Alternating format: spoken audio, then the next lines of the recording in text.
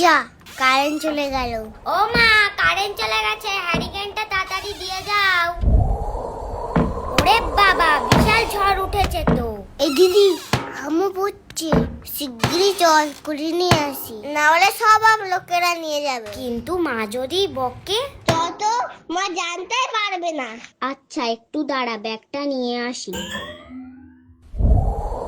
বাবা কি অন্ধকার! ওরে বাবা, কত আম ডাল, আম তেল, আচার, চাটনি সব খাবো। এই দিদি তাড়াতাড়ি চল চল। এই দিদি কটা হলো? আমার 15টা হয়েছে। আমার মোটে 7টা হয়েছে। তো তাড়াতাড়ি কুড়া, অনেক কুড়াতে হবে।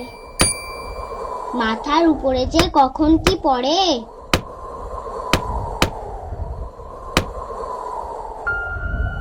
অনেক দিন কাউকে ভয় দেখাইনি, আজকে পেয়েছি।